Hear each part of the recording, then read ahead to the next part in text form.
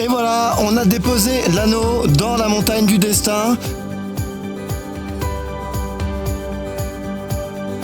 Si jamais les chats, ils ont 9 vies, je pense que nous, on a plus de 200 paires de genoux et de chevilles à notre actif. Et puis une fois n'est pas coutume, ils ne prennent pas la carte bancaire. Parce que là, on totalise une dizaine de jours avec aucun endroit pour retirer de l'argent et aucun endroit qui prend la carte. Donc ce soir, on sera bien à Saint-Étienne-de-Tinée et on va retrouver Louis. On a retrouvé Louis.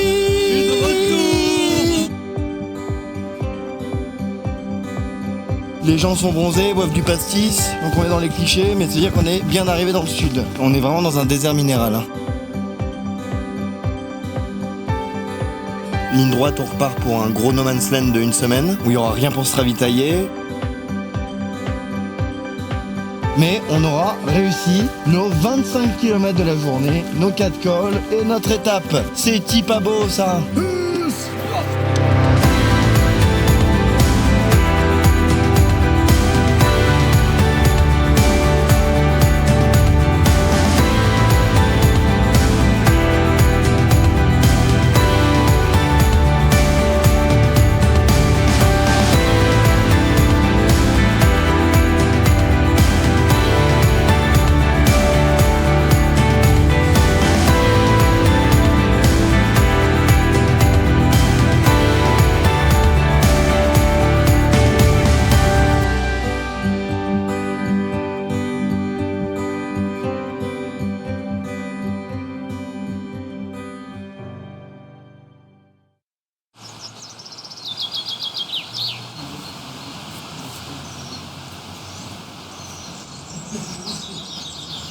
Ah, je vous avoue qu'on a fait un peu la grasse mat ce matin là après la dure journée d'hier. Donc là on part quand même tard, il est bientôt 10h30. Là les randonneurs aguerris toi. Mais bon on a une journée moins compliquée, on a 1000 mètres de dénivelé, on a juste un col à passer, après on redescend jusqu'à la Madone de Fenest. Donc on va y aller et puis c'est parti. On voit quand même vraiment les dégâts de la tempête Alex hein, parce qu'il y a des éboulements partout, tout est en construction, il y a des morceaux de maison au bord de la rivière, du bois, etc. Ça a dû faire un dégât pas possible en vrai. Bon, je vous avoue que le sentier en fait après la tempête il était un petit peu détruit, même bien détruit. Ouais. Soit faut passer vite là parce qu'en dessous c'est un peu creux, ouais. Pas de la roche, ou soit là. D'accord, bah voilà, vous comprenez un peu mieux. Il y a des panneaux qui marquent sens interdit, mais beaucoup de gens l'ont pris, donc c'est que normalement c'est bon. Mais ouais, bon du coup ça va peut-être nous retarder un petit peu. Parce que là je sais pas si vous voyez, mais tout ça là c'est écroulé, effondré. Donc c'est pas la meilleure des sécurités. On est arrivé dans un endroit qui était vraiment dangereux et puis à la fin il n'y avait même plus de sentier du tout, donc les gens qui sont passés là nous ont raconté des cracks parce qu'ils n'ont pas pu passer et au final on a dû faire demi-tour. Voilà, 1 heure de marche de perdu, ça nique un peu la journée, surtout qu'on est parti tard, mais bon c'est comme ça, faut savoir des fois faire demi-tour et pas se mettre en danger. Ouais, faut que je vous dise un peu ce qui s'est passé. C'est qu'on a tourné pendant 1 heure dans les forêts pour se retrouver bloqué par un amas de pierres, le ruisseau, tous les éboulements. Louis me dit mais si le gère il est derrière, il faut traverser la rivière. Je lui dis gros, si tout le monde est passé de Menton jusqu'au nord, on a croisé des gens qui faisaient dans l'autre sens, ils sont certainement pas passés par là parce que c'était vraiment trop dangereux. Il me dit mais si, et en fait je les ai laissés traverser et moi en fait pendant ce temps là j'ai fini par retrouver la déviation. Donc je suis retourné les chercher mais c'était une belle aventure pour les faire retraverser et là du coup on est enfin sur le bon chemin qui nous refait rejoindre le GR5 par le lac de Trécolpa, le Pas des Ladres en direction de la Madone de Fenest. Sauf qu'il est 16h et quelques et que du coup on est très loin de la Madone de Fenest. Donc on va voir un petit peu, là on a encore une bonne heure et demie à monter pour aller au lac et on va voir en fonction de la fatigue et un peu du moral d'aujourd'hui parce que le fait de faire demi-tour plus le fait de se perdre etc c'est pas génial. Mais normalement au lac on sera plus qu'à 1h30 de la Madone, 2 heures à tout péter, donc est-ce qu'on le fait aujourd'hui ou est-ce qu'on le fait demain, on verra bien, on va y réfléchir.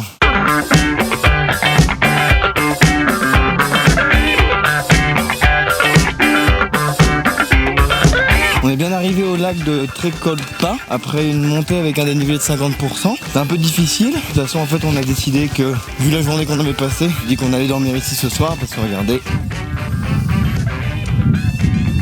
c'est vraiment beau. Donc on va dormir là. Voici notre petit îlot privé pour ce soir.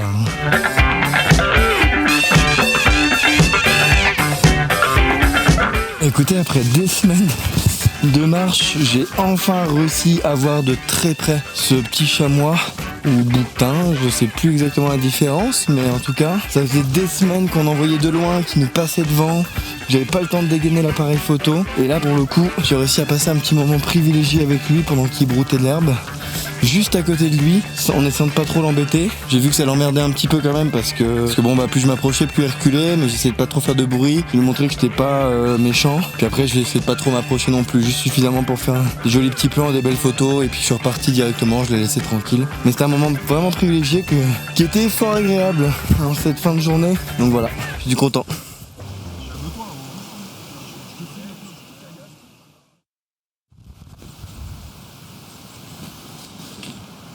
Après avoir quitté notre petit îlot privé de la nuit, où on a passé une nuit bien congelée, je peux vous le dire, on part tranquillement au pas des Lardes. Donc c'est une belle grosse montée bien sèche, qu'on aurait normalement dû faire hier, mais qu'on va faire là maintenant, avant de redescendre vers la Madone et regrimper en direction du refuge de Nice. Ça va nous faire une énorme étape, mais bon, non, ça devrait le faire, ça va juste faire un 7 heures de marche aujourd'hui. On n'a pas tellement le choix, puisqu'on n'a pas beaucoup plus de vivres pour les restants des jours. Je suis parti un peu avant les autres, parce que je suis plus lent dans les montées. Puis depuis 2 jours, je sais pas, je me sens un peu tout flagada au niveau des jambes. En plus avec le sac lourd. Là je viens de grimper la moitié et je viens de voir où est-ce que va le chemin. On va là-haut. Donc on n'y est pas.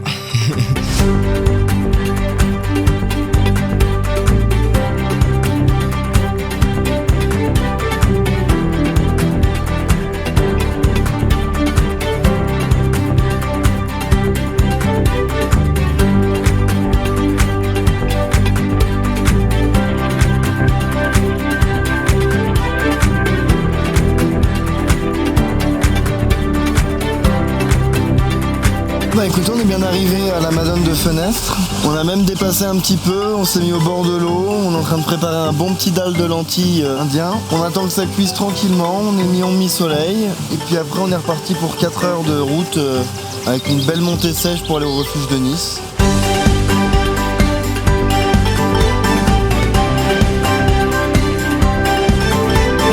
Comme d'habitude, après manger, le temps se gâte, comme vous pouvez le voir là. Voilà ce qu'il faut escalader. Puis on est légèrement dans la brume. Hein.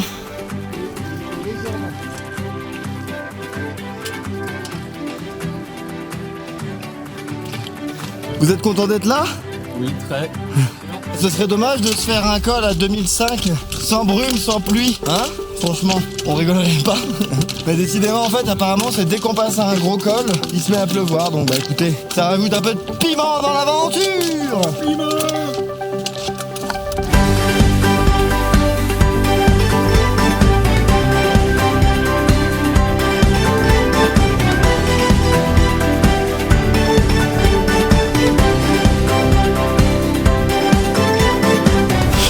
Écoutez, je peux vous dire que c'était une sacrée aventure, hein, parce que déjà avec la pluie, le brouillard, ça montait, que des escaliers. On savait pas quand est-ce que ça allait s'arrêter, on voyait rien. Et au moment où on est arrivé, on s'est aperçu que pour redescendre, c'était exactement la même chose. C'était une forme d'escalade sur pente mouillée, avec des marches de plus d'1 mètre de haut. Et là, on vient de se bouffer ça pendant, à mon avis, plus d'1 heure. Ah, puis petit PS pour la descente aussi, hein. Elle était quand même extrêmement dangereuse de base, et encore plus avec la pluie. Ça fait 2 fois qu'on se fait les descentes les plus difficiles. On se les fait à chaque fois quand il flotte. Donc je sais pas s'il faudrait pas trouver un autre chemin, quoi, parce que là on a failli se tuer une 20aine de fois chacun en descendant. Non, on s'est fait peur plus d'une fois, quoi. Avant d'arriver enfin au refuge de Nice. Encore bien trempé. D'ailleurs c'est pour ça que j'ai pas trop filmé aussi, parce que mon autre caméra, soi-disant waterproof, elle a pas aimé la pluie. Mais là ça se calme un peu au moins pour la pluie, le brouillard aussi. Et on est arrivé dans une 15aine-20aine de minutes, donc ça va faire du bien.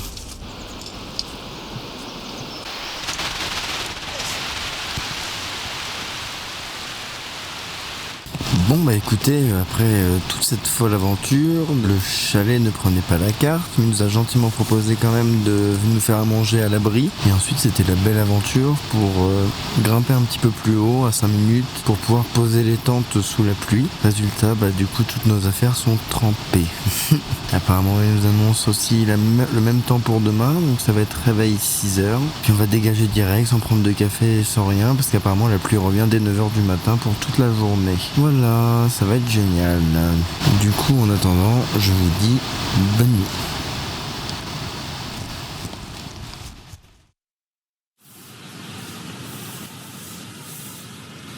Bon, bah écoutez, du coup on s'est bien réveillé tôt, tout est trempé. J'ai une caméra qui fonctionne plus très bien, donc c'est pas ouf pour cette journée qui s'annonce et la pluie revient donc même pas 1h30. On va voir comment ça va se passer, mais ça s'annonce être encore une journée d'aventure. Ah bah écoute, on est bien parti avec nos vêtements mouillés et en fait on n'arrête pas de marcher dans les pierriers depuis hier, donc c'est quand même pas mal usant parce qu'en fait c'est des marches on s'entend. On fait que monter, descendre. Après l'endroit est quand même vraiment beau, puis on a de la chance pour l'instant, il repleut pas encore. Mais vu les nuages, ça ne saurait tarder. Donc là on en profite pour avancer un petit peu. Mais ouais, ça va être encore une journée un peu difficile. Après je crois que normalement le beau temps il revient à partir de demain. Donc on va croiser les doigts, puis on va même essayer de croiser les doigts pour aujourd'hui, tant qu'à faire. Pour la vallée des merveilles, on nous la vend depuis la Vanoise, ce serait quand même dommage de la voir à peine sous la brume et sous la pluie.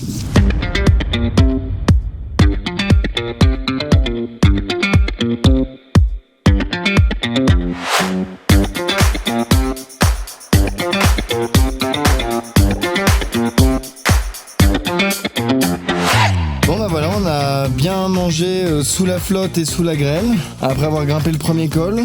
Et on a un deuxième petit là qu'on est en train de redescendre avant de le remonter en face. Sauf que bon, on est un peu usé moralement et physiquement par ces pierriers, ce chemin impraticable et la pluie. Sauf que regardez, en plus, vous allez avoir la petite surprise, vous allez bien rigoler, le chemin qu'on doit prendre. Voilà, il n'y en a pas.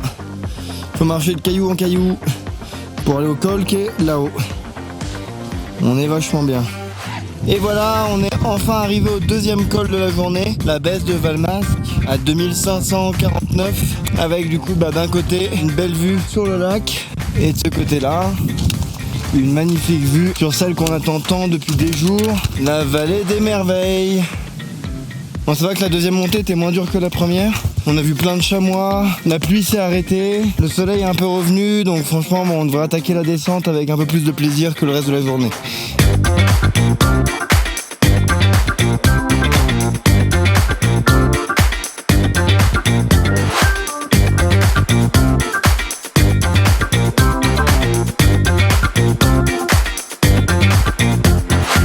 On est arrivé dans la vallée des merveilles. C'est un endroit où il y aurait apparemment sur les parois rocheuses des peintures de la préhistoire, des hommes préhistoriques. On n'a même pas fait 100 mètres dans la vallée, qu'il y a quelqu'un qui est venu nous voir pour nous dire qu'apparemment on n'avait pas le droit de planter les bâtons.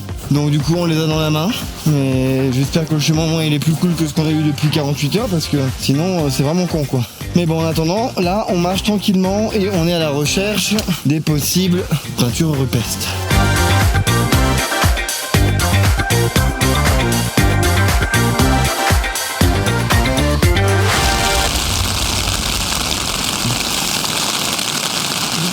Ah, ça se calme. Ah non. Wow, bourrasque. Bon bah écoutez, du coup on est content d'être à l'intérieur, au moment où ça tombe, on a eu la chance, on a pu poser les tentes juste avant. On est bien arrivé donc au refuge des merveilles, on est juste à côté, il y a une aire de bivouac. Puis pile on a monté les tentes et ben voilà. Donc depuis tout à l'heure on est tous les quatre enfermés chacun dans nos tentes. Et puis on attend un petit peu, je pense qu'on va essayer d'aller voir au refuge s'il n'y a pas moyen d'essayer de boire quelque chose, un café ou... Voilà.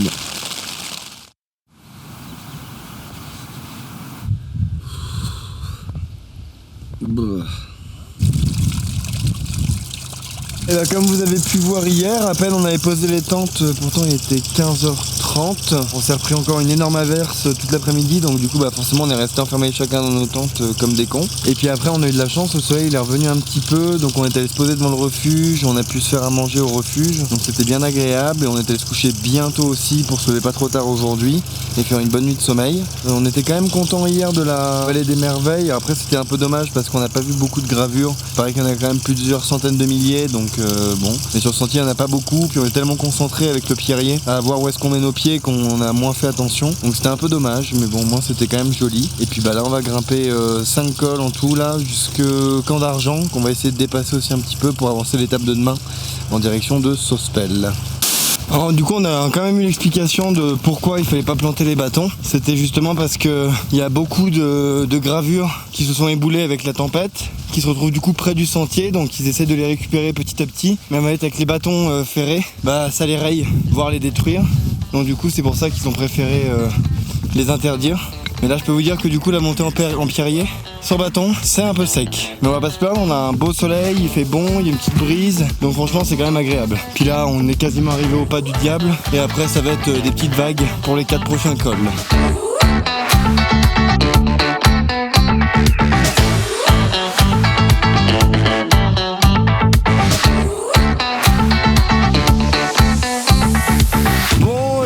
On est arrivé au pas du diable, sauf que là on a eu la plus belle de toutes les surprises. Je sais pas si vous verrez, mais on voit la mer. Après 40 fucking jours, on la voit, elle est là, elle est prête, elle est roulée. Ah putain, c'est génial.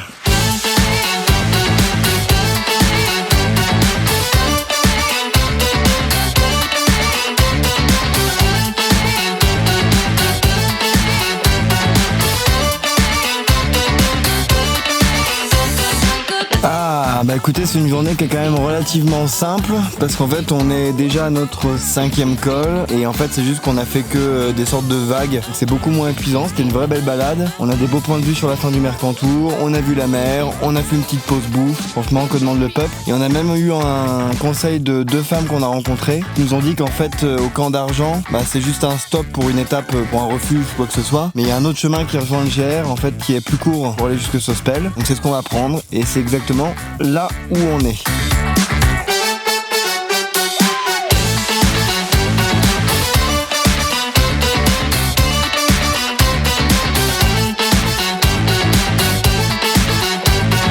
On est quand même plutôt content parce qu'on a gagné plus de 3 heures de marche en ayant fait notre petite coupure.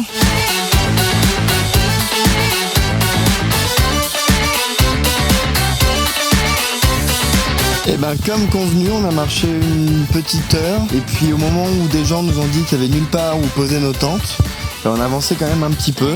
Il fallait juste sortir du sentier de 5 mètres pour se retrouver ici, voilà. Avec une vue sur la mer et Menton qu'on voit enfin. On est très très proche. Donc là du coup demain matin comme ça on va pouvoir avoir le soleil qui se lève en face de la tente. Et demain midi on est à Sospel.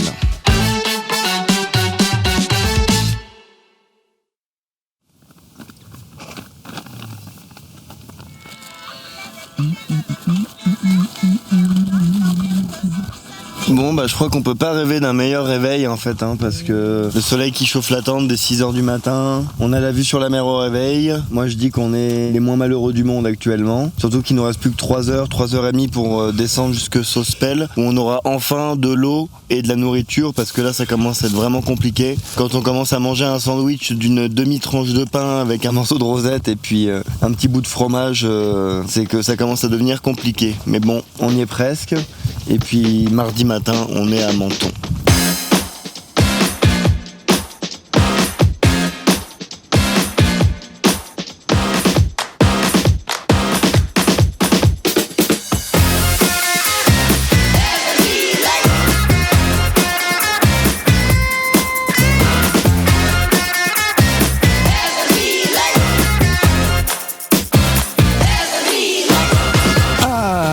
Cette jolie petite balade en crête qu'on était en train de faire pour descendre sur Sospel. On était tellement fiers et victorieux, on se sentait victorieux plutôt, qu'en fait on est descendu mais par la mauvaise route. Donc on a perdu 45 minutes de marche pour le fait de descendre, se tromper puis remonter, avant de regrimper encore le long de la crête sur les images que vous avez du coup normalement vues. Et ensuite une fois qu'on est arrivé en haut, j'avais enfin du réseau donc du coup j'ai en profité pour régler des problèmes administratifs urgents. Mais bon après ça vous en foutez, c'est juste pour dire qu'en fait du coup les 3 autres sont partis en avance direction Sospel. Donc j'aurais dit que je les rejoignais, qu'il n'y a pas de souci. Sauf que le dernier panneau que j'ai croisé indiquait 3 heures.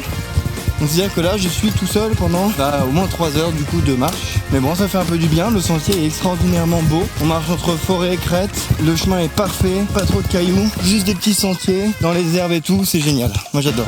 2 autres points positifs à cette jolie balade, c'est que il y a plusieurs endroits quand on repasse un peu en hauteur où on revoit la mer, donc ça c'est vraiment cool. Et la deuxième chose c'est que vu qu'on est quand même pas mal en forêt, il y a de l'ombre parce que je peux vous dire qu'il fait sacrément chaud. Et on voit qu'on est arrivé dans le sud de la Méditerranée, on entend les cigales, c'est bien sec, bien aride, toute la végétation a changé. Moi j'adore, ça sent vraiment que la fin est proche.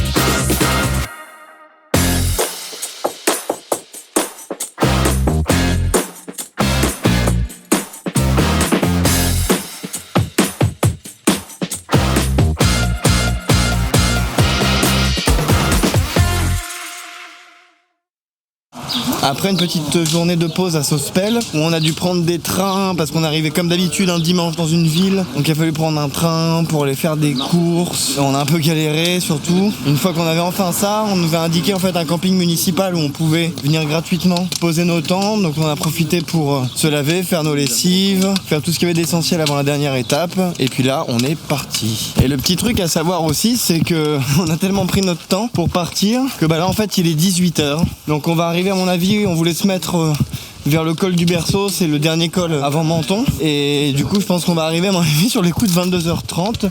Et demain réveil 4h pour faire la dernière descente au lever du soleil sur la mer. C'est le projet. Maintenant reste à voir la pratique.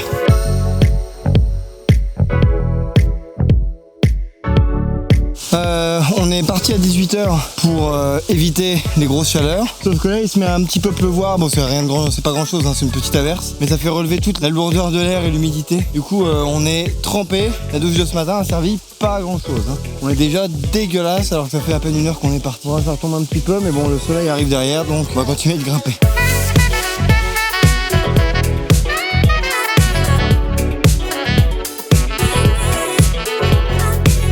Eh bien écoutez, on vient de passer le deuxième col à 1160. On a fait quasiment 800 mètres de dénivelé en 2 heures et quelques. Donc on a vraiment tracé. Je sais pas si c'est parce qu'on sait qu'on est bientôt arrivé, la motivation, le fait qu'on ait bien dormi, bien mangé. Mais en tout cas, on l'a défoncé cette montée. Là, on redescend une petite centaine de mètres vers le 3e col. Parce qu'en fait, cette étape-là, c'est vraiment juste une série de petits cols faciles qui arrivent en balcon au-dessus de Menton. Donc on a déjà vu des belles vues. Là, on redescend au 3e col à 1030. Après, on aura encore 300 mètres de descente et 300 mètres de montée à peu près. Ah, on a hâte.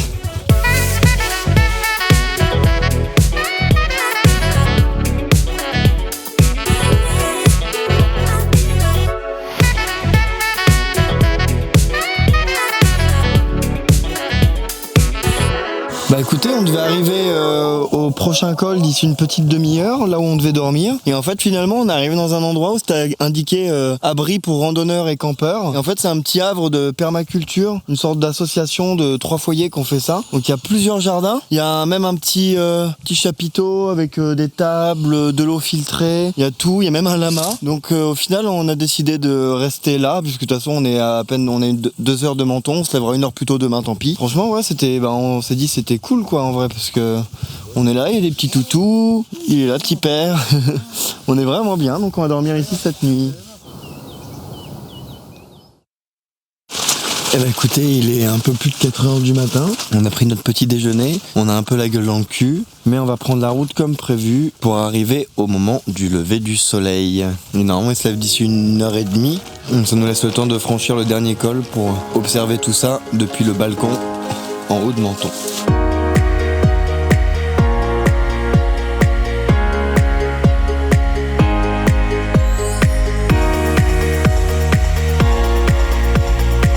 Bon bah voilà, on est arrivé au col du Berceau, notre dernière montée avant de redescendre sur Menton. On est là bien posé, elle nous a fait un peu souffrir mais au moins c'est tant mieux pour la dernière. Et puis là, on est face à la mer.